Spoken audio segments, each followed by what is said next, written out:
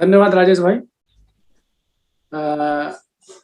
जैसा कि हमारे इस फोरम की परंपरा भी है कि पिछले एक हफ्ते में हमारे जितने भी साथी यहाँ पर मौजूद हैं, उन्होंने यदि कुछ कुछ अच्छे काम किया है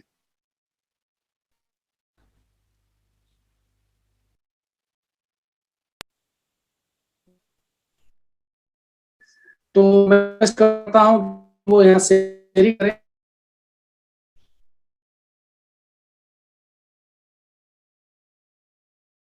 तो ये तो एक अपना फायदा हो गया। दूसरा जो फायदा होता है, कई दोस्त अपने कुछ सरकमस्टांसेस की वजह से, पारिवारिक परिस्थिति या समाज की परिस्थिति या मार्केट की सिचुएशन की वजह से काम नहीं कर पा रहे होते हैं, तो उन्हें भी लगता है, वो थोड़े मोटिवेट हो जाते हैं कि चलो यदि ये कर रहे हैं, यदि मेरा फला दोस्त कर रहा है, फला ब्रांच का कर रहा है, दिल्ली में ही रहता है या इसी सरकमस्टांसेस में दूसरा व्यक्ति काम कर रहा है, तो मेरे को भी प्रयास करना चाहिए। उससे होता क्या है कि उसका भला हो जाता है। और दोस्तों, यदि आपके किसी बात से, आपके किसी कार्य से, आपके किसी एक्टिविटी से किसी दोस्त का भला हो जाए ना, किसी दूसरे की कमाई बढ़ जाए, तो उससे बड़ी बरकत, उससे बड़ा दान कुछ नहीं होता। और ये डेफिनेट है, यदि आप दूसरे की कमाई बढ़ाने में हेल्प करते हैं तो ऊपर वाला आपको 10 टाइम्स बढ़ा के देता है। ये प्रोवन है, इसमें मेरे को ज्यादा बात करने की जरूरत नहीं है। तो मैं रिक्वेस्ट करता हूं, यदि किसी के पास कोई वैल्यूबल शेयरिंग है तो प्लीज शेयर करें। देखना राजेश भाई, किसी का हाथ उठाएंगे, अपना डिजिटल हैंड रेज कर दीजिए, हम उन्हें अनम्यूट करवा देंगे। नमस्कार त्यागी जी। नमस्कार सर, नमस्कार नमस्कार। हाय राघव।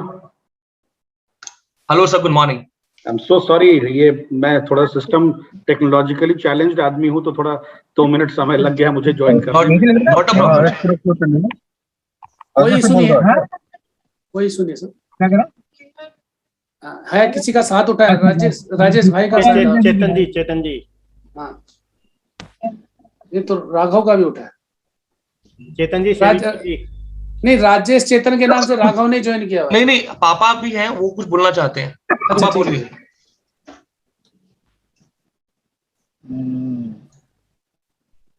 चेतन जी बोलिए। अरे मेरा ये सिस्टम भैया काम नहीं कर रहा है, मैं अभी उसमें हूँ। अभी मैं 1 मिनट रुकी, कोशिश करता हूँ कि मैं, देखिए अब मेरी आवाज आ रही है क्या? आ रही है पापा, प्लीज बोलिए। हाँ, ओके ओके ओके। सबसे पहले तो हमारे आदरणीय सर का मैं एपीआरटी में स्वागत करता हूँ। राघव ने बहुत तारीफ की आपकी, तो मैं आपका अभिनंदन स्वागत करता हूँ। मेरा मन था कि मैं आज ट्रेवल कर रहा हूँ मैं, और मैं अपना घर आश्रम शुक्रताल जा रहा हूँ। मेरे साथ मेरे साथी भी हैं, सावर जी हैं, हमारे मौसा जी हैं, सबका स्वागत। नमस्कार। ये मेरी बिटिया है, पायलट है, ये गाड़ी चला रही है, ये मेरी भाभी है। नमस्कार। नमस्कार। ये मेरा कुंभा मैंने आपसे मिलवा दिया है। जी। साथियों, मैंने अभी 12 करोड़ रुपए का जीवन उमंग किया है, और मेरे से लोगों ने पूछा कि राजेश भैया ये कैसे काम किया है, तो एक लाइन में ही मैं उसकी शेयरिंग कर सकता हूँ कि मैं हमेशा बोला करता हूँ कि इंश्योरेंस जो एजेंट है वो हनुमान जी का भक्त होना चाहिए। और हनुमान जी के हनुमान चालीसा में एक पंक्ति है जो बीमा एजेंट को अपने घर के दरवाजे पे लिख देनी चाहिए। वो पंक्ति है, विद्यावान गुणी अति चातुर, राम काज कर वे को आतुर। इसमें ये निचोड़ है एलआईसी एजेंट के लिए। एलआईसी एजेंट कौन सा होना चाहिए? विद्यावान, उसको नॉलेज होना चाहिए, विद्यावान होना चाहिए, गुणवान होना चाहिए, और तीसरा अति चातुर, क्योंकि जो हमारा कस्टमर है वो चतुर ऑलरेडी है। आप अति चतुर होंगे तो ही अपनी बात उसको समझा पाओगे। तो विद्यावान गुणी अति चातुर, और राम काज कर वे को आतुर, यानी कि ग्राहक हमारा राम है, हमारा भगवान है, उसके काम के लिए हमेशा तत्पर रहिए। बस इसी एक लाइन पर मैंने काम किया, और ये जो प्रीमियम आया है, कोई 68 लाख रुपीज का प्रीमियम है ये जीवन उमंग प्लान में। लगभग सीओटी मेरा कंप्लीट हो गया है। इसमें राघव की बड़ी भूमिका है, राघव ने बहुत ज्यादा फॉलोअप किया है। अब कई कहते हैं योगी मोदी डबल इंजन की सरकार है, पर मेरे घर में 4 इंजन और है मेरे अलावा। तो हमारे यहाँ तो 5 इंजन की सरकार है, बिल्कुल 1+4 हम 5 इंजन की सरकार चलाते हैं। सबने मिलकर इसमें सहयोग किया। और एक ही बात थी कि एक डेथ क्लेम था लगभग 3 करोड़ रुपए का, जीवन लक्ष्य का, और उस डेथ क्लेम को सेटल करने में हमने पूरी एनर्जी लगाई और बिना किसी संकट के उस डेथ क्लेम को सेटल करके लाए। और हमारे कस्टमर ने, हमारे राम ने, हमको लगा कि इन्होंने अच्छा काम किया है, इन्होंने बहुत आराम से क्लेम सेटल कर लेना चाहिए और इस पैसे को हमको री इन्वेस्ट करना चाहिए। तो वो जो क्लेम का पैसा आया था उन्होंने री इन्वेस्ट करने का मन बनाया, और साथ में हमने फिर जब उसको कहा कि उसको बढ़ा लीजिए तो उन्होंने उस पैसे को बढ़ाया, और इस प्रकार से 12 करोड़ रुपए की जीवन उमंग पॉलिसी हम लोगों ने सेल की। थैंक यू वेरी मच, आप सबका धन्यवाद। वेल डन राजेश भाई, आपकी शेयरिंग वास्तव में ये फायर का काम करेगी हमारे पूरे ग्रुप के लिए, और फायर भी, और रॉकेट इंजन वाली फायर हमें महसूस हो रही है। डेफिनेटली यदि नायक किसी दल का इस तरह का परफॉर्मर होगा तो उसके हर एक सैनिक, हर एक सोल्जर को हिम्मत आ जाती है कुछ अपना 100% आउटपुट देने की, मेरा ये मानना है। और मैं रिक्वेस्ट करता हूं चैट बॉक्स में सभी पार्टिसिपेंट से कि राजेश भाई को दिल खोलकर बधाई दें ताकि वो भी कुछ आगे परफॉर्म कर पाए। इसके बाद मैं रिक्वेस्ट करूंगा पवनवीर यादव से, उन्होंने भी हैंड रेज किया हुआ है, वो भी कुछ शेयरिंग करना चाहते हैं। जरा राजेश भाई उन्हें परमिट करना। परमिट कर दिया है पवन जी।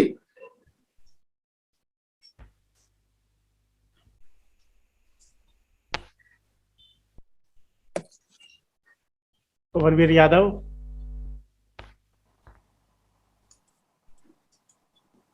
सत्यनारायण जी बोलिए। सत्यनारायण जी आप बोलिए। सत्यनारायण जी हैदराबाद से हैं, एक बार उनका स्वागत करते हैं दिल्ली। हैदराबाद से हूँ मैं, अमीरपेट ब्रांच से। तकरीबन 20 साल से ज्यादा मैं एजेंट हूँ। और मैंने लास्ट वीक मैंने अटेंड नहीं किया था FPRT। लास्ट 2 वीक्स में 9,40,000 का एक प्रीमियम क्लोज किया, वो भी NSP, नॉन सिंगल प्रीमियम। मैंने वो फैमिली में 3 लाइफ्स में तीनों लोगों को दिया था, फादर, मदर एंड चाइल्ड। और उनको ये समझाते हुए, जो हमारा अशोक कालरा साहब ने बोला था एक सेशन में जब मैं दिल्ली में था, FPRT सेशन में, वो कैश वैल्यू को कैसा यूज करना है, वो जो कैश वैल्यू जो होता है वो हमने कैसा यूज करना है, उसको कहाँ से ले सकता है। जब मैं वो सुन रहा था, मैंने ये 70 और 80 के साल में, अभी लॉन्गिविटी बढ़ रहा है सब लोगों की, across the country, across the world population का लॉन्गिविटी बढ़ रहा है। मैंने 70 और 80 का साल में ज्यादातर लोगों को बीमारी का क्रिटिकल इलनेस होने का चांसेस रहता है। क्रिटिकल इलनेस जब होता है तो भविष्य में उसका वैल्यू बहुत बढ़ जाएगा। उस चीज को मैंने हाईलाइट करते हुए मैंने उनको समझाया कि ये पॉलिसी होना बहुत जरूरी है आप लोगों के लिए। उन लोगों ने immediately they accepted my this thing request and they closed they paid full premium and I closed the policy. And now today at 8:30 I'm going for his medicals, trying to increase more. That is what my this thing.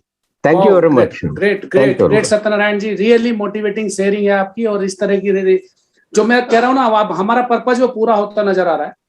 आपकी sharing से कुछ दोस्त हो सकते हैं जिनका काम थोड़ा डिमोटिवेटेड हो रहा है या निराश हो रहे हो कि रिजेक्शन हमारे बिजनेस में बहुत ज्यादा आता है, तो कई बार हम फ्रस्ट्रेट हो जाते हैं, उदास भी हो जाते हैं। तो मैं रियली कह रहा हूँ कि ये एक मल्टीविटामिन डोज का काम करेगी आपकी sharing. Thank you very much. Thank you very much. Right.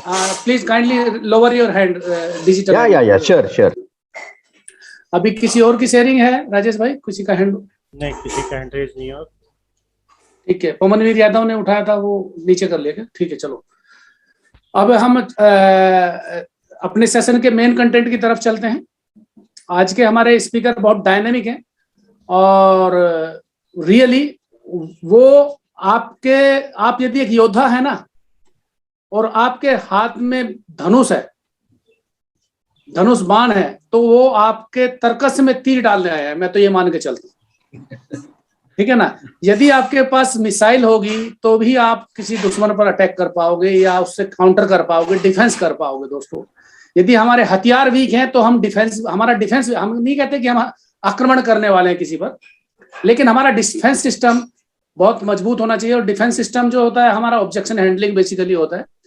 मैं आज आमंत्रित करता हूं हमारे यंगेस्ट स्टार और जो भी 12 करोड़ की उमंग के बैकबोन राघव जैन को, कि आज के स्पीकर का इंट्रोडक्शन करेंगे, और आमंत्रित करता हूं कि वो प्रॉपरली हमें उन्हें आमंत्रित करें फॉर्मली FPRT के प्लेटफॉर्म पर और हमारे सेशन की शुरुआत कराएं।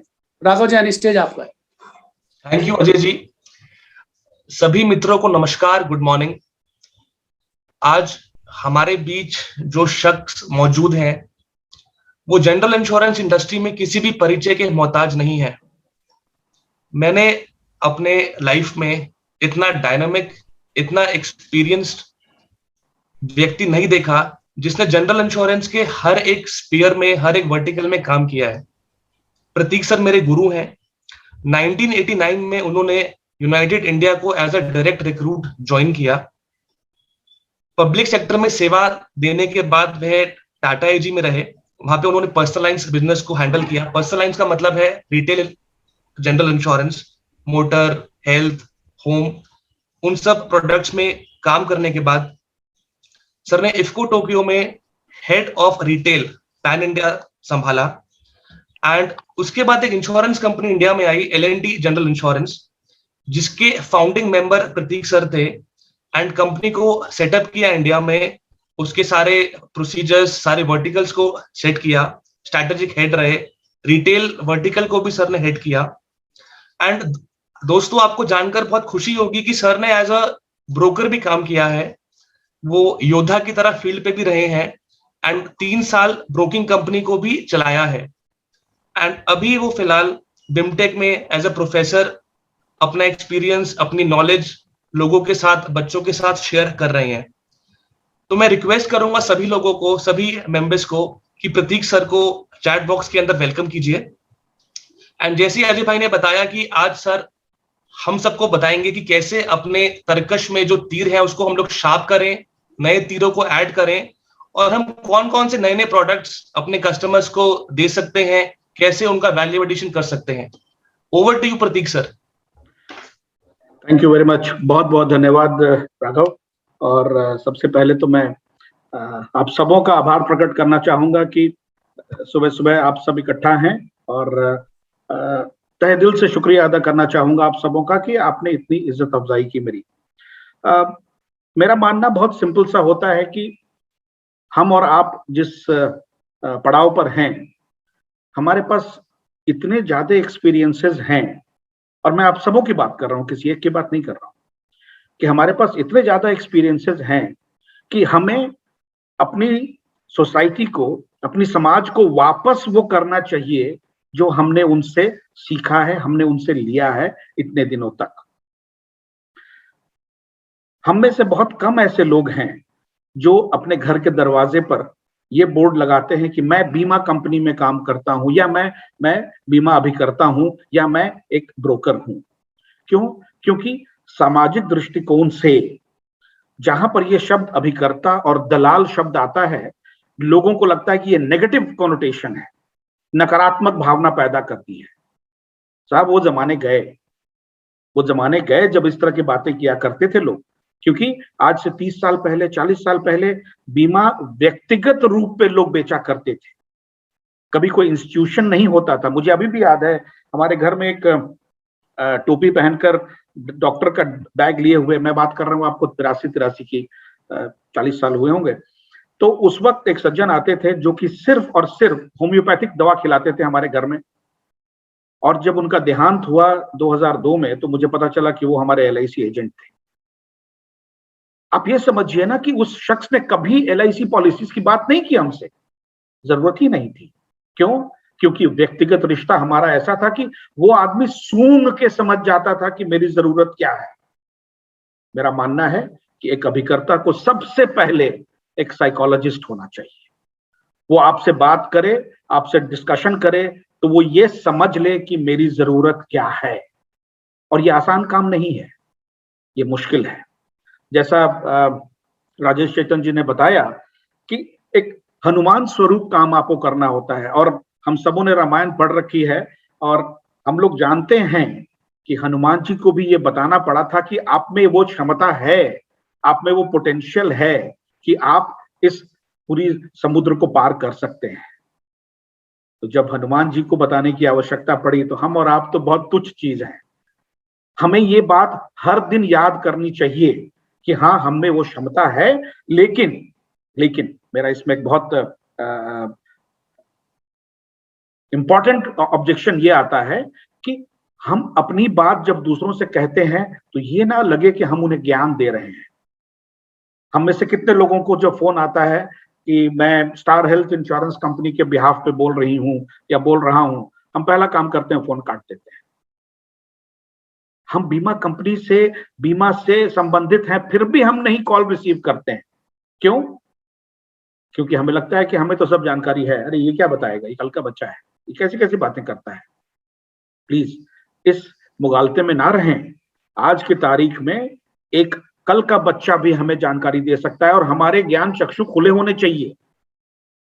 हम लोग इतिहास में पढ़ते हैं, महात्मा गांधी कहते थे कि साहब, ज्ञान किसी भी दिशा से आए बहुत अच्छा है, सब कुछ सीखना चाहिए। हम में से कितने लोग हैं जो सच में इस बात पर अमल करते हैं? बहुत मुश्किल। क्यों? क्योंकि हम हर दिन में अपने काम में उलझे होते हैं। हम सुबह उठते हैं तो हमें याद आता है, अरे आज तो स्कूटर की सर्विसिंग करानी है, अरे भाई आज तो हमारे रिश्तेदार घर में एक शादी है, फंक्शन है, उसके लिए पैसों का इंतजाम करना है, उसके लिए बाकी चीजों का इंतजाम करना है। लेकिन प्लीज इस बात को याद रखें, जो हमारा बीमा व्यवसाय है इन सारी चीजों को लपेटता है, इन सारी चीजों को लपेटता है। आप में से बहुत सारे लोग जानते होंगे कि आजकल शादियों का बीमा होता है। बहुत पहले की बात है, राघव ने बताया, मैंने 1989 में बीमा कंपनी ज्वाइन की थी। उस वक्त हमारे यहाँ एक इंश्योरेंस पॉलिसी होती थी जिसका नाम था क्रेडल केयर।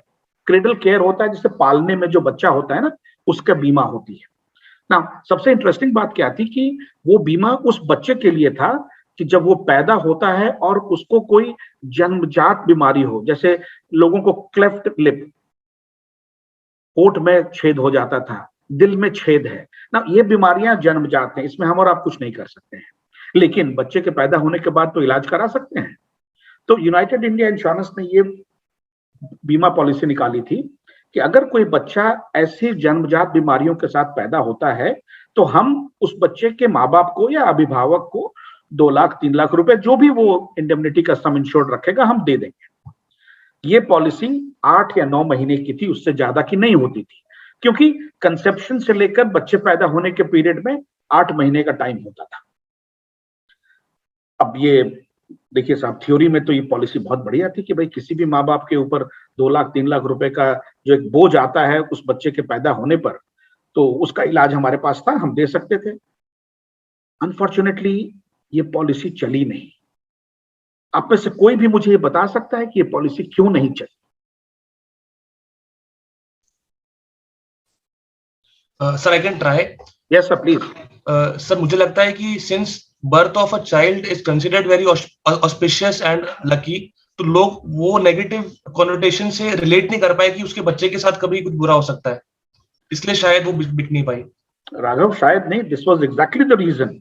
अब आप मुझे बताएं, आपके घर में खुशी का माहौल है, बच्चा पैदा होने की न्यूज है, और मैं जाकर आपसे कहूं कि मान लीजिए आपके बच्चे के पैर में कोई समस्या हो और पैदा होता है, आप क्या करेंगे? पहला जो भी आपके सामने झाड़ू, बर्तन, जूता पड़ेगा, आप उठाकर मेरे सर पे मारेंगे। कैसी कैसी बातें करते हैं आप। तो देखिए, हमारी नीयत में कोई खोट नहीं था, हमारी नीयत में कोई संदेह नहीं था, लेकिन जो सामाजिक परिवेश था उसमें वो पॉलिसी नहीं चली। इसका ये मतलब नहीं है कि वो पॉलिसी गलत थी। हमें उसको अपना तरीका, जो हम तीर मारते हैं, तीर मारने का तरीका बदलना पड़ा। फिर हमने क्या किया? हमने हॉस्पिटल्स और नर्सिंग होम से टाई अप किया, हमने वहां डॉक्टर्स से टाई अप किया और डॉक्टर्स को बताया। डॉक्टर्स इतने खुश थे ताकि आप बिल्कुल सही कह रहे हैं कि इस तरह की समस्याएं आती हैं कम से, और उन दिनों की बात मैं कह रहा हूं जब 90 का दशक था, ये हमारे पास मेडिकल एडवांसमेंट भी थोड़े कम हुआ करते थे और खासकर गांव देहात के लोग, डिस्ट्रिक्ट हेडक्वार्टर्स के लोग को ये परेशानी होती थी। हम लोगों ने वो पॉलिसी बेचनी शुरू की हॉस्पिटल और नर्सिंग होम के माध्यम से। वो पॉलिसी 94 में बंद कर दी गई, क्योंकि कुछ सामाजिक कार्यकर्ताओं ने ये कहा कि साहब आप इंश्योरेंस इंश्योर्ड को बिना बताए हुए, बीमित को बिना बताए हुए आप ये पॉलिसी बेच देते हैं। क्यों? क्योंकि उसका इंश्योरेंस प्रीमियम डॉक्टर दे रहा था। पॉलिसी में कोई बुराई नहीं थी। हमें आपको अपनी सोच बदलनी होगी कि भाई अगर ये सुविधा देनी है हमें समाज में, सामाजिक परिवेश के बदलाव के कारण, तो कैसे करना होता है। इसलिए मेरा मानना है कि सबसे पहले एक अभिकर्ता को, एक बीमा से जुड़े व्यक्ति को, एक दलाल को, एक ब्रोकर को साइकोलॉजिस्ट होना चाहिए। हम आपसे बात करें तो ये समझ में आ जाना चाहिए कि आपको जरूरत क्या है, लेकिन हम ज्ञान नहीं बांटते हैं, इस बात का ध्यान रखेंगे। क्योंकि नॉर्मल जो हम रिएक्शन हमारा होता है, जैसे हम सुनते हैं कि अच्छा ये इंश्योरेंस का आदमी है, अरे बोल दो नहीं है यार, बाद में आएगा, कल आएगा। ये बात वो समझता नहीं है कि हम जानते हैं कि वो नहीं जानता, वो नहीं जानता है कि वो नहीं जानता। फर्क ये है, हम जानते हैं कि वो नहीं जानता, लेकिन वो नहीं जानता है कि वो नहीं जानता। हमारा काम उसको ये बताना है, और ये आसान काम नहीं है। मैं आप लोगों को ये क्यों कह रहा हूं, आप लोग सारे के सारे एक्सपीरियंस्ड है, आप सब जानते हैं बीमा बेचना कितना मुश्किल काम है, खासकर जनरल इंश्योरेंस में, जहां पर हर साल हम पॉलिसीज चेंज करते हैं। लाइफ में तो चलिए फिर भी थोड़ी हम आफियत मानते हैं। क्यों? क्योंकि आपको नजर आता है कि अगर मेरी जिंदगी चली जाती है तो मेरे पीछे क्या होगा। अब मैं आपसे कहूं कि साहब होम इंश्योरेंस करा लीजिए, अरे क्या बात करते हैं, अरे घर में कभी आग लगने वाली है क्या, क्या ऐसी बातें करते हैं आप, अरे भूकंप में मेरा ही घर गिरेगा क्या, पर्सनल एक्सीडेंट, व्यक्तिगत दुर्घटना। मैं बहुत सावधानी से सड़क पार करता हूं साहब, मैं बहुत सावधानी से स्कूटर चलाता हूं, मेरे साथ ये हो ही नहीं सकता है। और जब हो जाता है तब उफ, भगवान की ये मर्जी थी, मैं क्या कर सकता हूं, ऊपर वाले ने ऐसा चाहा। अरे भाई साहब, भगवान की मर्जी होती है, भगवान अगर चाहता भी है तो हम और आप अपना प्रयास तो करें। अगर हम लोगों में से सबों ने अपने बच्चों को ये कह दिया होता कि भाई तेरे को पढ़ना है पढ़, ना पढ़ना है ना पढ़, भगवान ने तेरे को पैदा किया है, भगवान देखभाल करें, हम में से किसी ने ऐसा नहीं किया। हम सब के सब अपना प्रयास करते हैं। अब हमारी समस्या क्या होती है कि जो 3, 4, 5 रिटेल लाइंस के जो प्रोडक्ट्स होते हैं, हम उन्हीं पर फोकस करते हैं। सबसे आसान, सबसे कॉमन आज की तारीख में 2 हैं, हेल्थ इंश्योरेंस और मोटर इंश्योरेंस। मोटर सबों की आवश्यकता है, कानूनी तौर पे आपको रखना है, और दूसरा हेल्थ। चूंकि इस पैंडेमिक के बाद सबों को ये बात तो समझ में आ ही गई है कि अगर हम और आप सुरक्षित परिवार चाहते हैं तो स्वास्थ्य बीमा आवश्यक है, इसमें कोई 2 राय नहीं हो सकती है। हमारी समस्या ये है कि स्वास्थ्य बीमा में भी आज की तारीख में हर इंश्योरेंस कंपनी के पास कम से कम 1 दर्जन पॉलिसीज तो है ही। अब कॉमन मैन जो मार्केट में है वो आपसे मिलता है, पूछता है कि साहब आप बताओ कौन सी बीमा कंपनी की कौन सी पॉलिसी मैं लूं। आप एक बात को समझें, अगर उसने आप पर इतना विश्वास किया है तो यह आपका फर्ज बनता है, यह आपका धर्म बनता है कि हम उसे सही और समय पर सलाह दें। हमारी समस्या क्या है कि हमारा कोई कंट्रोल नहीं है इंश्योरेंस कंपनी के ऊपर, हमारा कोई कंट्रोल नहीं है टीपीए के ऊपर। हम नहीं जानते हैं कि उनका रिएक्शन क्या होगा। कल अगर मैंने फर्ज कीजिए न्यू इंडिया इंश्योरेंस से पॉलिसी करा भी दी आपकी, मुझे मालूम नहीं है कि टीपीए का बिहेवियर क्या होगा। आपके घर में कोई क्लेम हुआ और आपने कैशलेस की रिक्वेस्ट की, उसने मना कर दिया। अब वो जो बीमित है वो टीपीए और न्यू इंडिया को नहीं जानता है, वो आपको जानता है। आप क्या कर सकते हैं इसमें? मेरा मानना है दूसरी चीज ये होती है कि आप व्यक्तिगत रिश्ता बना के रखें। बीमा insurance is all about personal relations. अगर आपका व्यक्तिगत रिश्ता है तो मैं दावा कर सकता हूं कि वो टीपीए हो, इंश्योरेंस कंपनी हो, कोई हो, वो एक बार आपकी तरफ देखेगा जरूर। मैं बहुत पहले की बात बता रहा हूं, 1994 की बात।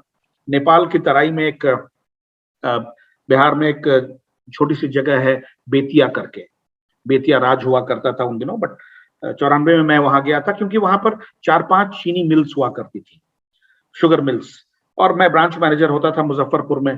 तो मैं चला गया वहां पर कि भाई परिचित लोग थे कि मैं वहां से 4-5 शुगर मिल्स का बीमा उठा लाऊंगा।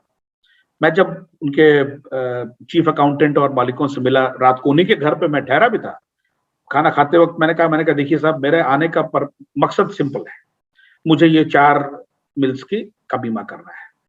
फिर मैंने पूछा कि आज की तारीख में बीमा कहाँ है, किस किस इंश्योरेंस कंपनी के पास है। तो जो मदन जी थे, जो मालिक थे, उन्होंने कहा कि बीमा, ये क्या, आप क्या बात कर रहे हैं। मुझे बड़ा आश्चर्य हुआ। मैंने कहा कि यार इतना अमीर आदमी है, चीनी मिल चलवाता है और उसे ये भी नहीं पता कि इसका बीमा है। मैंने कहा देखिए साहब, मेरे पास आपके बीमा की पॉलिसी कॉपी है। तो कहा कि देखिए साहब, मुझे नहीं पता है। हाँ, नरेश जी आते हैं, वो नेशनल इंश्योरेंस में काम करते हैं, वो हमारे यहाँ पिछले 20 सालों से आते हैं, आप उन्हीं से बात कर लीजिए, मुझे तो नहीं पता है। जो आदमी उन दिनों करोड़ों का मालिक होता था, 4-4, 5-5 चीनी मिल्स, उसे नहीं मालूम था कि बीमा क्या है। क्यों? क्योंकि उसे नरेश जी पर विश्वास था कि वो जो बीमा कर देंगे, वो जो सुविधाएं देंगे वो सही है। वो नहीं जानता था कि इंश्योरेंस कंपनी कौन सी है, वो उस आदमी को जानता था।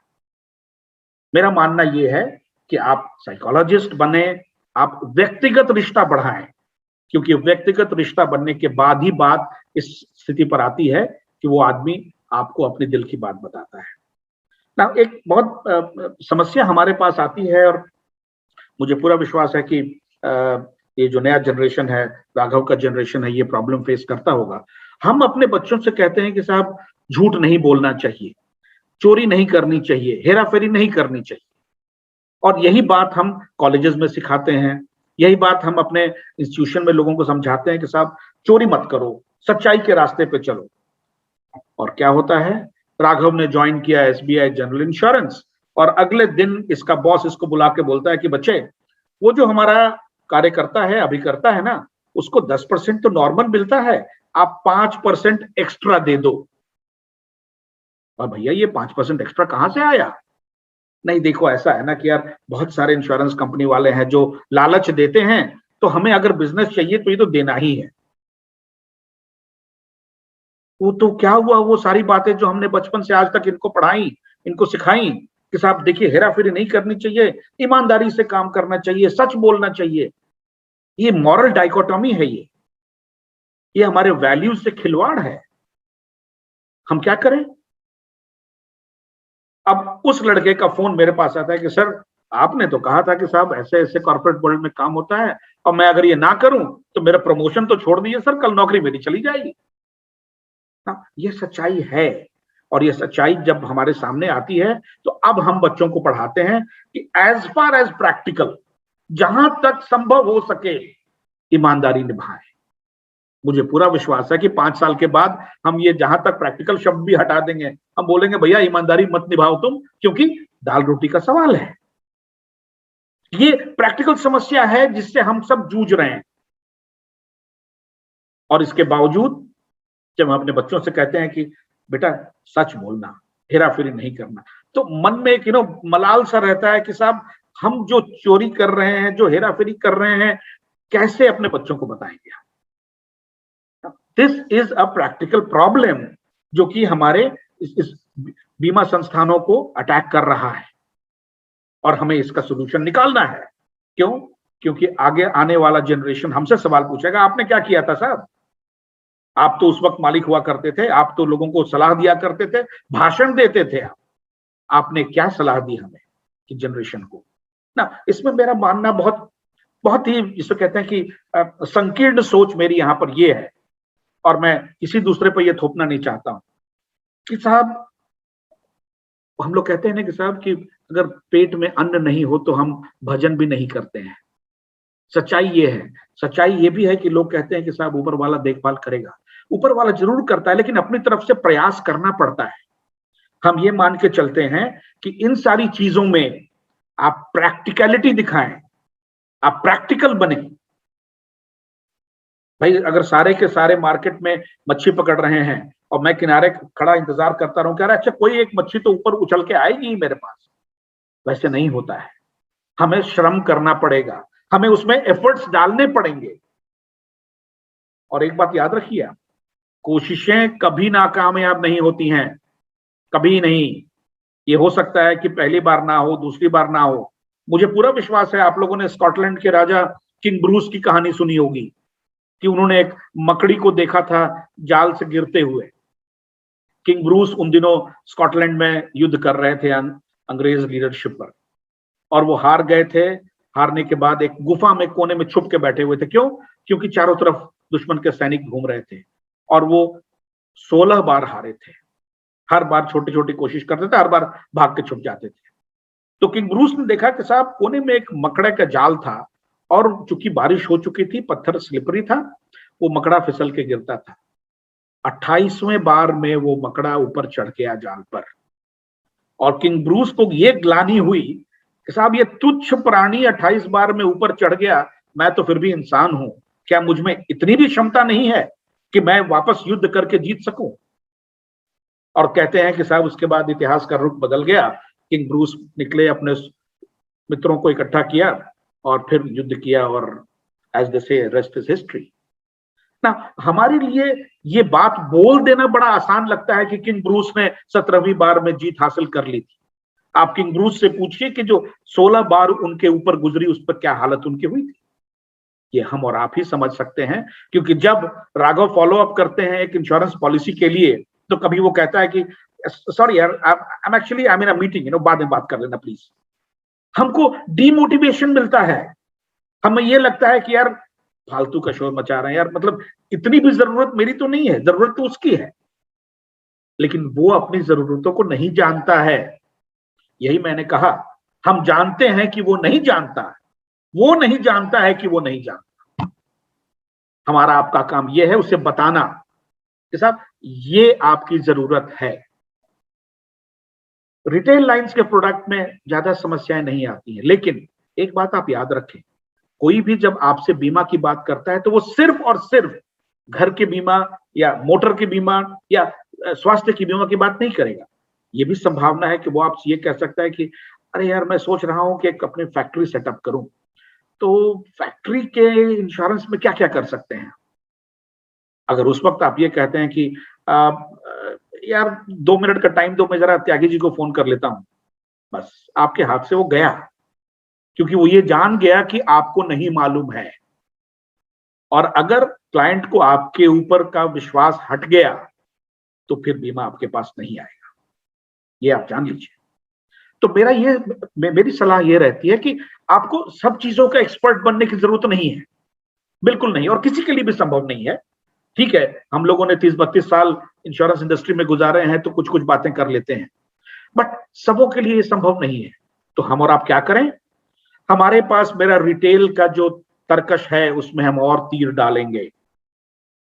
हम बात करेंगे इंडस्ट्रियल इंश्योरेंस की, हम बात करेंगे वर्कमैन कंपनसेशन की, हम बात करेंगे पर्सनल एक्सीडेंट की, हम बात करेंगे उन पॉलिसीज की जो सरकार ने कानूनी तौर पे कंपलसरी कर रखा है, पब्लिक लायबिलिटी इंश्योरेंस की, जिसके बगैर कोई भी इंडस्ट्री काम नहीं कर सकती है।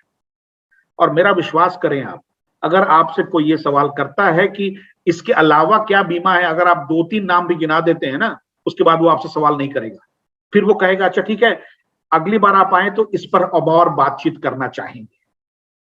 आपका काम हो गया, क्योंकि आपने वो विश्वास उसको दिखा दिया, विश्वास जताया कि हाँ मैं तुम्हारे काम के लिए सक्षम हूं, और आपको टाइम मिल गया। आप वापस आकर अपनी जानकारी इकट्ठा करें, रिफ्रेश करें, जो चीज आप जानते हैं एक बार फिर से उसको रिवाइज करें, और तब हम काम करते हैं। ये मेरा अपना मानना है कि बोलने में या बताने में ये बड़ा आसान होता है कि आप ऐसा कर सकते हैं, आप ऐसा कर सकते हैं, बट आप या हम जो ये काम कर रहे होते हैं मुश्किल होता है। प्रैक्टिकल प्रॉब्लम्स आती हैं उसमें। क्यों? क्योंकि कोई भी क्लाइंट एक व्यक्ति पर निर्भर नहीं होता है।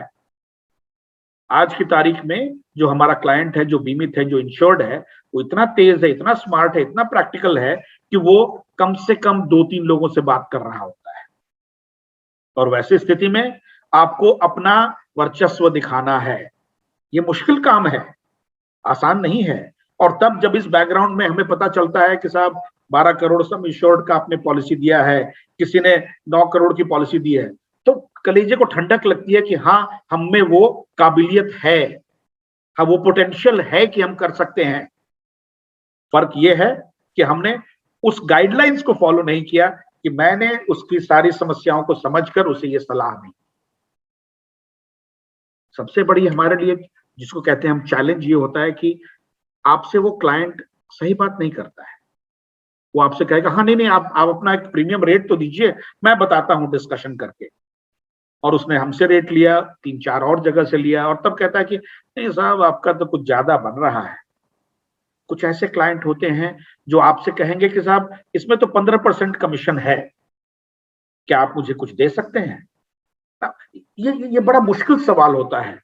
जब मैंने 3 साल तक अपनी 3-3.5 साल तक अपनी ब्रोकिंग कंपनी चलाई थी, मैंने पहले साल ही हाथ जोड़कर ये जो साफ कर दिया कि ये मेरी कमाई है, मैं इसमें से आपको 1 पैसा नहीं दूंगा। मैं नहीं देता था। मैंने कम से कम 16 कॉर्पोरेट अकाउंट्स खो दिए। मेरे पास एक लिस्ट होती थी 50 या 52 कॉर्पोरेट हाउसेस की, जहां मेरा परिचय था व्यक्तिगत तौर पे। उसमें से 16 लोगों ने, 16 हाउसेस ने मुझे बीमा नहीं दिया। और ये मेरे लिए फाइनेंशियल प्रॉब्लम था, क्योंकि भाई हम धंधा करते इसलिए हैं कि पैसे कमाएंगे, नाम कमाएंगे, इज्जत बनती है हमारी। हम में से कोई भी साधु संत महात्मा नहीं है। हम जब मेहनत करते हैं तो हम उम्मीद करते हैं कि हमारी मेहनत के एवज में हमें कुछ पैसा मिले। मैंने 16 अकाउंट्स खो दिए थे पहले साल में। ये बात दूसरी है कि अगले 2 साल में उसमें से 8 या 9, मुझे याद नहीं है, शायद 10 भी हो सकते हैं, वो वापस आए क्योंकि उनकी समस्याएं बनी। बट पहले दिन ही ये बता देना अच्छा होता है कि नमस्ते जी, मैं रिबेट नहीं देता हूं। और एक बार मार्केट में ये आपका रेपुटेशन बन जाए ना, तो ये बहुत अच्छा होता है। लोग जानते हैं कि ये साफ बात करता है, सीधी बात करता है, क्लेम में कोई घपला नहीं होने वाला हमारे साथ। क्योंकि अगर कोई चीज पॉसिबल नहीं है तो आप ना कहते हैं। हमारे आपके लिए शुरू के 4-5 साल, 10 साल बड़े इंपॉर्टेंट होते हैं, क्योंकि इंश्योरेंस इंडस्ट्री बहुत छोटी है। हम इसमें एक दूसरे को अच्छी तरह जानते हैं, और तब वैसे सिचुएशन में आपने एक रेपुटेशन बना लिया तो फिर वो कारगर रहता है। मुझे पूरा विश्वास है कि आप में से कुछ ऐसे लोग होंगे जिनके पास क्वेश्चंस होंगे, सवाल होंगे, समस्याएं होंगी। अब जैसे एक प्रॉब्लम मेरे पास है जो मुझे अचानक ध्यान आया कि भाई राजेश चेतन जी ने इतना बड़ा एक एफपीआरटी में योगदान किया है। उनके जमाने के जो लोग हैं, और उनके जमाने से मेरा मतलब है जो लोग 80-90 के दशक के हैं, हमारे मित्र हैं, हमारे परिचित हैं, उनका बीमा करने का तरीका कुछ और था। क्योंकि हम व्यक्तिगत रिश्ते पर विश्वास करते थे। हमने फोन कर दिया, अरे जैन साहब मेरी गाड़ी का इंश्योरेंस ड्यू है, जरा पैसे जमा करवा दीजिएगा, मैं कल आपको पैसे दे दूंगा, और वो हो जाता था। आज के जनरेशन में किसी ब्रोकिंग हाउस में क्या आप फोन करके कह सकते हैं कि well mister Tyagi, can you please deposit my premium, you know I will give it to you tomorrow. आपको क्या लगता है कि आज ब्रोकिंग कंपनी जमा करेगी? नहीं संभव है आज की तारीख में। क्यों? क्योंकि व्यवसाय करने का तरीका बदल गया है। अब मेरा सवाल यहां पर यही बनता है कि एक ऑफिस है जो राजेश चेतन जी ने बनाया, उसको आगे करने के लिए राघव आ गए हैं। उनके जमाने का जो बिजनेस है उससे आज के जमाने के बिजनेस का तालमेल राघव कैसे कर रहे हैं? क्योंकि दोनों दो दुनिया है। हमारे लिए वो चैलेंज है, बहुत बड़ा चैलेंज है। क्यों? क्योंकि दोनों अपनी अपनी जगह दुरुस्त हैं, सही है, कॉन्ट्रडिक्शन नहीं है, लेकिन तरीका बदल गया है। अब इस बदले हुए माहौल में हम पूरब और पश्चिम दोनों को कैसे मिलाते हैं, ये हमारे आपके ऊपर निर्भर करता है। हमारे आपके जिसको कहते हैं कि कैरेक्टर पर निर्भर करता है कि हम किस तरह से इसको जोड़कर आगे बढ़ाएं, ताकि ना हम अपने पुराने मित्रों को भूलें और ना हम नए व्यवसाय को छोड़ें। मुश्किल काम है। अब मेरा अपना अंदाजा है कि ये मेरी धारणा है, मैं ऐसा नहीं है कि मैं 100% सही रहता हूं, लेकिन मैं इन विचारों पर ही काम करता हूं। मैं यही उम्मीद करूंगा कि अगर आप में से किसी के पास कोई सवाल हो, कोई क्वेश्चन हो, कोई डाउट हो, प्लीज आप जरूर मुझसे पूछें, क्योंकि हो सकता है कि मुझे भी सुधार करने का मौका मिले। त्यागी साहब। सर मेरा एक क्वेश्चन है कि अगर थोड़ी दुविधा है, आपने बीच में एक बात की थी, क्योंकि मैं भी 48 प्लस का हो चुका हूँ, 25 साल ऑलमोस्ट मेरे को जनवरी में हो जाएंगे इस इंडस्ट्री में, कि हमने पढ़ा है कि ईमानदारी से रहो, झूठ मत बोलो, ये सब चीजें। और आज के जमाने जब ये यंग जनरेशन आ रही है तो उन पर प्रेशर है, और रियली बता रहा हूँ इस प्रिंसिपल पर विश्वास करने वाले बहुत कम लोग होते हैं। अल्टीमेटली मेरा जो एक्सपीरियंस है वो है, यदि मैं सच पे रहता हूँ, आपने रिबेट की भी बात की, वो सारी चीजें की, मतलब डिफिकल्ट टाइम आते हैं, रुकावटें आती हैं, लेकिन अल्टीमेटली सच्चाई और ईमानदारी की जीत होती है। तो इसमें मेरे को नहीं है, जरूरत नहीं है कि प्रैक्टिकली ये पॉसिबल नहीं है। तो आप, चूंकि आप एक्सपीरियंस्ड हैं, आप फैकल्टी में भी, और आपको तो एक्सपीरियंस बहुत ज्यादा है और वास्ट एक्सपीरियंस भी है, वैरायटी ऑफ वर्टिकल्स का भी एक्सपीरियंस है, तो मैं इस पर ये डालना चाहता हूँ, क्या वास्तव में हमें जरूरत है कि समझौता करने की? त्यागी साहब, आपका ऑब्जर्वेशन 100% सही है। अगर आप मुझसे व्यक्तिगत तौर पे सवाल पूछेंगे तो मैं बोलूंगा कि बिल्कुल कॉम्प्रोमाइज नहीं करना चाहिए। बिल्कुल, जो आपका वैल्यूज है, please stand with your values, no compromise at all. मैं ऐसा ही हूं, आपको पसंद है तो ठीक है, ना पसंद हो तो ठीक है, आप दूसरे से काम करें।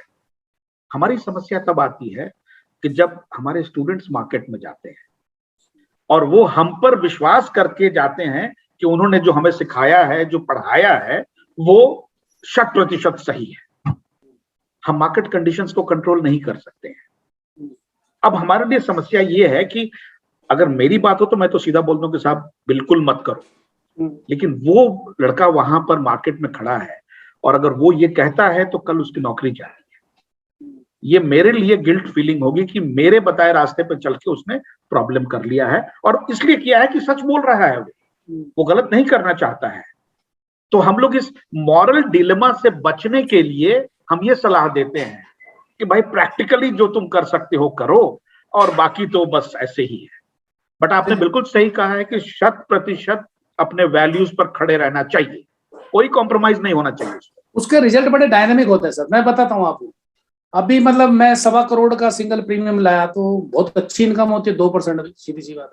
या राजेश भाई अभी ये 62 लाख रुपए का रेगुलर प्रीमियम लाया, तो ये मतलब लोग बाग जिंदगी भर इतना एक डील में नहीं कमा सकते। सही बात, बिल्कुल सही कह रहे हैं, ठीक है ना। लेकिन ये वजह वो ये क्योंकि हमने एक ब्रांड, एक अपनी इमेज क्रिएट कर दी कि ये आदमी गलत नहीं कर सकता।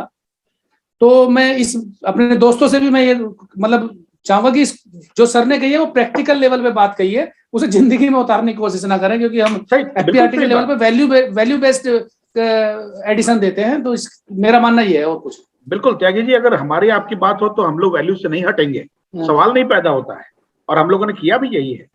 लेकिन हमारे लिए मॉरल डिलेमा होता है कि मेरा वो छात्र जिसको मैंने पढ़ाया, वो जब नौकरी करने जाता है तो वो पूछता है, अब वो जवाब देना हमारे लिए बहुत मुश्किल होता है। हाँ, क्योंकि प्रैक्टिकल प्रॉब्लम आपकी है, वो प्रैक्टिकल प्रॉब्लम है, और क्योंकि उसके एस्पिरेशंस उसके माता पिता से जुड़ी हुई हैं, वो पूरा फैमिली डिपेंडेंट है कि ये क्या करने जा रहा है। तो हम उसमें एक कदम पीछे हो जाते हैं और हम ये निवेदन करते हैं कि भाई प्रैक्टिकली तो देख ले कैसा करना है, अदरवाइज बात तो यही है। हमारा मुद्दा ये है। तो इसलिए प्लीज जो त्यागी जी ने बात कही बिल्कुल सही है, हमारे आपके लेवल पर we should stick to our values, उसमें कहीं कोई कॉम्प्रोमाइज ना करें। ठीक है, thank you sir, thank you.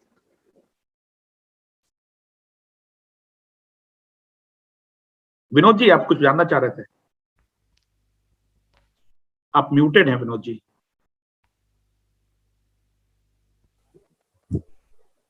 Sir एक क्लाइंट के साथ में एक प्रॉब्लम आई है, उसके बारे में थोड़ा सा गाइडेंस लेना चाह रहा था आपसे। जी जी। उसने जनरल इंश्योरेंस के अंदर अपना वो अपने जो मकान फ्लैट लिया था उसका इंश्योरेंस कराया था।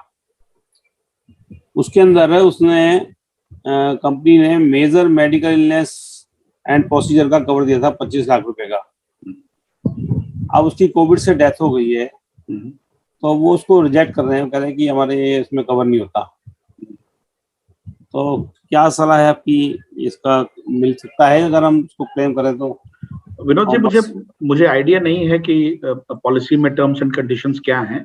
अगर आप एक बार मुझे वो पॉलिसी टर्म्स एंड कंडीशंस दिखा दें तो मैं आपकी बेहतर मदद कर पाऊंगा। वैसे होम इंश्योरेंस में एक सबसे बड़ा मुद्दा आता है वो होता है वैल्यूएशन का और दूसरा है हेल्थ इंश्योरेंस का।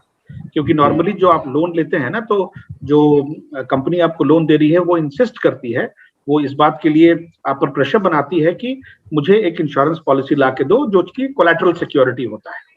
तो उसमें दो चीजों का फोकस होता है, एक तो कि जो आपके मकान का वैल्यू है उसका इंश्योरेंस वो करते हैं। वहां पर प्रॉब्लम क्या होती है कि इंश्योरेंस कंपनी आपको रिकंस्ट्रक्शन वैल्यू का पैसा देती है, यानी दोबारा बनाने में जो कीमत लगेगी उसका पैसा देती है। अब मैं आपको अपनी व्यक्तिगत समस्या बताता हूं कि मैंने गुड़गांव में एक मकान खरीदा, मुझे करीब करीब 2 करोड़ रुपए लगे उसमें। मेरे पास रिकॉर्ड भी है, मैंने पेमेंट किया है, सब कुछ है मेरे पास। उसमें मैंने 50 लाख रुपए का लोन लिया। अब टाटा फाइनेंस का कहना है कि साहब मुझे कम से कम 50 लाख का कोलैटरल सिक्योरिटी चाहिए। वो मकान करीब करीब 2600 स्क्वायर फीट का है और आज की तारीख में अगर मैं उसको दोबारा बनाता हूं तो बहुत होगा तो 4000 रुपए स्क्वायर फीट की कीमत उसकी आएगी, यानी बहुत होगा तो 1 करोड़ 10 लाख रुपए के आसपास। अब मेरे पास 3 वैल्यूज है, 48 लाख का लोन है, 1 करोड़ 10 लाख जो कि उसकी दोबारा बनाने की कीमत है, और 2 करोड़ जो कि एक्चुअली मैंने पेमेंट किया है। अब मैं बीमा कराऊं तो किसका कराऊं? क्योंकि अगर मैं 2 करोड़ का बीमा कराता हूं तो मुझे इंश्योरेंस कंपनी 1 करोड़ से ज्यादा नहीं देगी अगर मेरा टोटल लॉस होता है तो, और मैं 1 करोड़ 10 का कराता हूं तो मुझे लगता है कि साहब 90 लाख रुपए मेरा नुकसान हो रहा है। तो ये एक डाइकोटॉमी है। बट इससे बड़ी समस्या हेल्थ इंश्योरेंस में है। क्यों? क्योंकि जब मैंने उसी कंपनी के लिए टाटा फाइनेंस से मांगा था कि भाई मुझे आप बताओ इंश्योरेंस कराने हैं, तो उन्होंने जो मुझे हेल्थ इंश्योरेंस का दिया था उसमें डेथ वाज नॉट कवर्ड। उसमें बीमित की मौत अगर होती है तो वो कवर्ड नहीं था। इसीलिए मैंने आपसे कहा कि मुझे अगर आप वो पॉलिसी कॉपी दे देंगे एक बार, मैं देख सकता हूं या फिर उसके बाद मैं आपको बेहतर सलाह दे पाऊंगा। नहीं, उसमें लिखा है major medical illness and procedures. अब ये इलनेस तो थी ही कोविड की, तो इलनेस का तो पैसा वो दे देंगे, इलनेस का पैसा तो दे देंगे, वो समस्या नहीं है। लेकिन प्रॉब्लम क्या होता है, हाँ वही मैं कह रहा हूँ कि प्रॉब्लम क्या होती है कि अगर वो आदमी मर गया तो वो सारे एक्सपेंसेस एक्यूमुलेट करके होता है कि ये तो डेथ क्लेम है, ये मेडिकल नहीं हुआ। समस्या वहां आती है। तो इसीलिए विनोद जी, आई विल मैं प्रतीक सर का ईमेल आईडी आपसे शेयर करूंगा, आप उनको पॉलिसी भेज दीजिएगा and he will advise you over the mail. Okay. Ajay ji, Madhu ji को आप इनवाइट कर सकते हैं जी। नमस्कार सर। मैम नमस्कार। सर मेरा सवाल ये है कि जैसे कि आपने सिर्फ जनरली मोटर का या मेडिकल एम का आपने कहा कि हमें उसके अलावा करना चाहिए, क्योंकि हम लोग को इसकी कोई जानकारी होती नहीं है सर, ना हमें इतना बताया जाता है उस बारे में। तो फिर आप हमें ये बता दीजिए कि जो भी आपने बताया इसको रिपीट कर दीजिए कि कौन कौन से हम इसके अलावा कर सकते हैं मेडिकल एम और मोटर के अलावा सर। मेरा बस मेरा ये क्वेश्चन है सर। मैम देखिए, इसमें सबसे जो आसान तरह के बीमा होते हैं, आप अपने आप को इमेजिन करें कि भाई मैं अगर हूं, मुझे किन किन चीजों से ताल्लुक आता है। जैसे मैं अगर अपने घर में हूं तो मेरे रिश्तेदार हैं, अगर मुझे कोई परेशानी होती है तो उनको परेशानी होती है, तो मैं पर्सनल एक्सीडेंट हेल्थ इंश्योरेंस की बात करता हूँ। घर में हूं तो मुझे घर का बीमा चाहिए, क्योंकि अगर किसी के ऊपर अगर पंखा गिर गया तो पब्लिक लायबिलिटी की बात आती है। मेरे घर मेरा ड्राइवर काम कर रहा है, मेरा माली है, घर में काम करने वाले 1-2 लोग हैं, उन सब का बीमा होता है, क्योंकि लायबिलिटी इंश्योरेंस वहां आती है। इसके अलावा मैं घर से बाहर अगर निकलता हूं, मैं दूसरों को तंग ना करूं, जिसको हम लोग टॉर्ट्स की बात करते हैं लायबिलिटी का। तो अगर आप अपने आप को इमेजिन कर लें, आपसे रिलेटेड ही सारी चीजें हैं, उसमें आपको ये सारा बीमे का मिल जाएगा। मैं राघव से अलग से बात कर लूंगा। मैं ये कोशिश करूंगा कि किसी दिन मौका मिलेगा तो मैं आपको एक आधे घंटे 45 मिनट का एक प्रेजेंटेशन दूंगा, जिसमें कि अलग अलग कैटेगरी के और क्या क्या बीमा पॉलिसीज हो सकती हैं, जिसको आपको बेचने के लिए ज्यादा जानकारी की जरूरत नहीं है। क्योंकि देखिए, एक बात तो मैं आपको बता दूं कि अब इस उम्र में कोई कहता है कि ये भी पढ़ लो वो भी जान लो, तो बड़ी तकलीफ होती है। तो हम यही निवेदन करते हैं कि भाई जितनी जानकारी मुझे पॉलिसी बेचने के लिए चाहिए उतनी ही दे दो मेरे को, क्योंकि बाकी के लिए तो और भी लोग हैं। जैसे कि आपने कहा ना कि पे वगैरह हम करते हैं, वो तो आ ही जाता है उसमें, वो बहुत सारे जो है छोटी मोटी वो करते हैं, लेकिन जैसे हमने वर्कमैन वाला जो है वो हमें क्लियर नहीं है सर कि उसमें कोई प्रॉब्लम नहीं है। मैं राघव से बात कर लूंगा और आप निश्चिंत रहें, मैं आपको निश्चित तौर पे इस पे अलग से एक प्रेजेंटेशन दूंगा। Thank you sir, thank you so much. Sir मुझे प्राइवेट चैट पे 2-3 मैसेजेस आए हैं। सर लोग ये बोल रहे हैं कि उनके पास लाइफ इंश्योरेंस और मेडिक्लेम की तो जानकारी है, बट सर बाकी प्रोडक्ट्स के लिए अपनी जानकारी को कैसे इंक्रीज कर सकते हैं, बिकॉज पब्लिक डोमेन में भी सर इंफॉर्मेशन अवेलेबल नहीं है इन सब की। तो सर आप कुछ एडवाइस दे सकते हैं क्या कि कैसे एजेंट्स अपनी जो नॉलेज है उसको इंक्रीज कर सकते हैं? राघव, इसमें दो चीजें होती हैं। एक तो ये होता है कि पब्लिक डोमेन में किस चीज पर विश्वास किया जाए और किस पे ना किया जाए, ये एक बड़ा मुद्दा होता है। इसीलिए मैं ये सलाह नहीं दूंगा आपको कि पब्लिक डोमेन में जो है आप उसको पढ़ लें। लेकिन पब्लिक डोमेन में अगर IRDAI की किताबें हैं, IRDAI की जानकारी है, जैसे कंज्यूमर पोर्टल एक है हमारा IRDA का, उसमें वो जानकारी देते हैं। उसमें जानकारी में एक समस्या है कि वो जानकारी आपको देते हैं एज अ कंज्यूमर, कि आप उपभोक्ता हैं, आपको ये जानकारी होनी चाहिए। वो ये नहीं बताते हैं कि अगर आप अभिकर्ता हैं या आप बीमा से संबंधित व्यक्ति हैं तो कैसे बेचें उसको। तो मैं इसमें एक काम कर सकता हूं, जैसा मैंने मधु जी को भी बताया है, मैं एक तैयार कर सकता हूं प्रेजेंटेशन।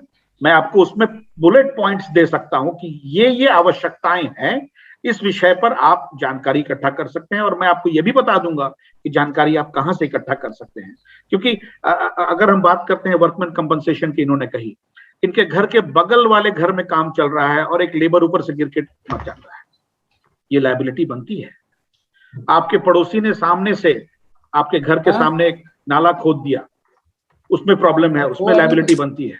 जो फैक्ट्रीज हमारी हैं उसमें हम लोग बीमा कराते हैं पानी के बाढ़ के लिए, अगजनी के लिए, अर्थक्वेक के लिए। तो ये छोटी छोटी चीजें हैं, लेकिन ये चीजों की जानकारी अगर आपको रहेगी तो आप अपनी बाकी पॉलिसीज बेहतर बेच सकेंगे, मैं ये कह रहा हूं। अजय जी सर अनम्यूट कीजिए, अजय जी अनम्यूट कीजिए। जी जी जी जी। अभी मेरे ख्याल से कि सभी के सवालात खत्म हो गए हैं, ठीक है। और अतुल जैन का कोई सवाल है शायद? जैन साहब आपका कोई सवाल है क्या? मेरा सवाल। ठीक है। जैन साहब का मतलब वास्तव में डायनेमिक चेहरा सुबह सुबह देख के बहुत लोगों को एनर्जी मिल जाती है। ठीक। सवाल सबके खत्म हो चुके हैं और रियली मेरे लिए तो बहुत ही वैल्यू एडिशन वाला सेशन रहा है सर ये। और मेरे आपसे गुजारिश, मैं पर्सनली आपसे गुजारिश करता हूं कि FPRT को अपने आशीर्वचन टाइम पर देते रहिएगा। जब भी आपके पास अवेलेबिलिटी होगी हमारी टीम आपसे कांटेक्ट करती रहेगी। और मैं वोट ऑफ थैंक्स के लिए इनवाइट करता हूं हमारे बड़े भाई अतुल जैन जी को, ठीक है ना। वो जरा सर का विधिवत रूप से धन्यवाद बोलेंगे आज के आशीर्वचन के लिए। अतुल जी, सेशन आपका। Thank you so much Pratik sir, बहुत अच्छा सेशन था। आपने बहुत छोटे से समय में बहुत ही वैल्यू की बात बताई, जो धीरे धीरे नई जनरेशन के साथ थोड़ी चेंज हो रही है, उनको भी बताया कि नई जनरेशन के लिए भी एक आपने बताया कि भाई कैसे उनके चैलेंजेस क्या हैं उसके बारे में। बेसिकली आपने ना जो आज के दिन प्रैक्टिकल जो चल रहा है ना उसके बारे में आपने डिस्कशन करा। मेरी भी सिचुएशन अजय त्यागी या राजेश चेतन सर के आसपास की है। मैं भी 50 का और 50 की एज में हूँ और 25 साल से ऊपर इंश्योरेंस के अंदर हो चुके हैं मुझे। तो हमने एक सिस्टम बनाया था जब हम एक इंस्टीट्यूट ऑफ एक्सीलेंस से जुड़े थे और उन्होंने हमें कुछ काम करने का या वर्किंग प्रोसेस सिखाया था, उसको हम कंटिन्यूस फॉलो कर रहे हैं। और एक अपने ये डिबेट वगैरह से हम लोग दूर हैं और इसी वजह से हम कुछ अच्छा कर पाए हैं। तो सर आपका जो आज का सेशन था ना, ये जैसे कहते हैं ना, ये आपने भूख बढ़ा दी। अभी आपने हमारे को ऐसा हालत कर दी कि अब हम टाइम हमें आगे जाने नहीं दे रहा और छोड़ने को अभी हमारा मन नहीं कर रहा।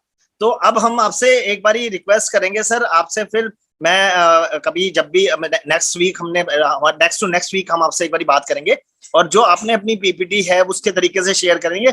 और हमारे जो FPRT के जो स्टूडेंट्स हैं, जो लोग मोटर और मेडिकल में थोड़ा थोड़ा काम करना शुरू करें, सर मैं आपको बताना चाहता हूं कि हमारा जो ये FPRT बनाया गया था ये 3 साल पहले राजेश चेतन जी के इंटरेस्ट से उन्होंने शुरू किया था और अब सब 11-12 लाइट माइंडेड लोगों को लेकर के शुरू किया गया था।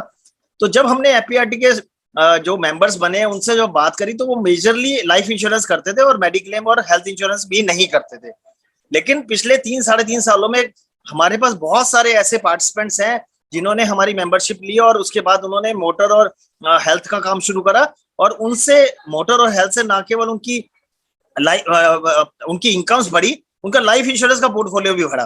तो सर आप यदि हमारे अपने इन पार्टिसिपेंट्स को यदि अदर प्रोडक्ट्स के बारे में भी थोड़ा सा नॉलेज देंगे तो डेफिनेटली यहाँ के लोगों को बहुत फायदा होने वाला है आपसे। तो हम आपसे फिर पुनः एक बारी रिक्वेस्ट करेंगे कि आपसे एक बारी और टाइम लेंगे और एक आपका सेशन दोबारा रखेंगे और जिसमें हम आपसे और चाहेंगे। और आज का जो सेशन आपने लास्ट मोमेंट पे आपसे बात करी गई और आपने उस बात को आपने हमारी रिक्वेस्ट को, या मैं स्पेशल थैंक करूंगा राघव का। राघव ने बड़ी हेल्प करी हमारी आज एक बड़े स्पीकर से मिलवाने के लिए। मैं राघव का भी बहुत बहुत धन्यवाद देता हूं सर, और आपका बहुत बहुत धन्यवाद देता हूं कि आपने इतने शॉर्ट नोटिस में आज हम लोगों का मार्गदर्शन करा, हमें बहुत अच्छी अच्छी चीजें बताई। और हम आगे आपसे ये दोबारा पुनः रिक्वेस्ट करते हैं कि आप अपना आशय वचन हमें दोबारा दें। और आज के सेशन के लिए बहुत बहुत बहुत बहुत धन्यवाद एफपीआरटी की कंप्लीट टीम की तरफ से। अतुल जी, सबसे पहले तो मैं आपको बता दूं कि मुझे नहीं पता कि आप लोगों को क्या फायदा हुआ मेरे भाषण से, लेकिन मैंने जो आप लोगों के सानिध्य में चीजों को सीखा, मैं बता रहा हूं कि काफी समय हो गया था जब मैं एक्चुअली प्रोफेशनल से मिला हूं। आप लोगों से मिलकर बहुत अच्छा लगा और विश्वास कीजिए जब भी आप मुझे बुलाएंगे मैं आऊंगा। Thank you so much sir, thank you so much. ठीक, मेरी रिक्वेस्ट है सभी पार्टिसिपेंट से, यहाँ चैट बॉक्स में तो सर को थैंक्स बोलेंगे ही बोलेंगे, क्योंकि और साथ में हमारे जितने भी एफपीआरटी के ग्रुप्स हैं व्हाट्सएप पर या सोशल मीडिया पर, आप well done thank you sir. साथ जितने भी हमारे सोशल मीडिया प्लेटफॉर्म हैं सभी पर आप सर को थैंक्स बोलेंगे, शेयरिंग करेंगे और लोगों को मोटिवेट करेंगे हमारा यूट्यूब चैनल सब्सक्राइब करने के लिए। ठीक है, thank you very much sir. और राजेश भैया 2 मिनट के लिए, 1 मिनट के लिए। Very much sir, thank you very much. Thank you sir, thank you very much sir, thank you very much sir. Thank you thank you so much sir, thank you. Saraswati वंदना शुरू करूं? Tyagi ji unmute करो। शांति पाठ करा। शांति पाठ करो।